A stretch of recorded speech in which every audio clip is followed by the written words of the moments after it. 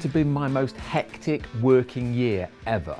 I've been building a business, you see, so working stupid hours, chasing my dream, straining every nerve and sinew in the pursuit of success. And I found myself in this bizarre situation of flying to Australia to do a keynote. Now, as ridiculous as that sounds, I was destroying my marriage, my energy and the environment by undertaking a 3-day round trip for a single hour of work. The plan was to land in Melbourne, do my thing and fly back the same night. Crazy. I was exhausted before the Boeing's wheels even left Heathrow, but I forced myself to stay awake. Why? Because I had work to do on the flight. I spent the London to Singapore stretch totally absorbed in catching up with myself. Then I've got a 4-hour stop at Changi Airport in Singapore, another opportunity to work. So I got an email connection secured and I knew that as soon as I opened my laptop there'd be a deluge of messages. So I noticed a poster advertising a butterfly garden on the top floor of Singapore Airport. Yes, a butterfly garden in an airport, it's a weird thing, right? Sounded like a decent place to kill 4 hours, so I paid a few dollars and gave it a go.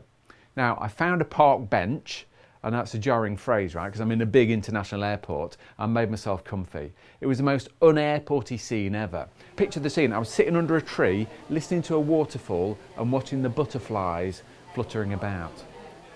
Now, a short while later, a bunch of school kids came in, a whole class of them, probably aged about 6 or 7, causing a disturbance of the peace. Because the kids, they took one look at the butterflies and set about chasing them, jumping and running and whooping with glee. Now look, we're in an indoor bubble, it's like the Eden Project. It's pretty warm in here. The kids are soon drenched in sweat, but that didn't stop them. They continued to leap and chase and grab at the butterflies. All except for one child. And it took me a while to notice, but one of the kids was standing in the corner of the atrium, stock still, and this child was covered in butterflies. Now, let me just pause for thought on that. Just so you know, at the time I remember thinking, oh, that's cool, but there was no earth-shattering, earth-moving moment for me. I continued to live on the edge of exhaustion for the next couple of years. Then all of a sudden, very recently, the penny dropped. I realised that that was a bit like happiness. We're all a bit like those kids, aren't we? Chasing and running and pursuing, exhausting ourselves, trying to catch happiness. Oh, it's over there at the weekend, or it's in this moment, or it's in the past, or it's in the future, or it's on holiday. And happiness is this mad, crazy pursuit. Most people are chasing happiness to their dying day.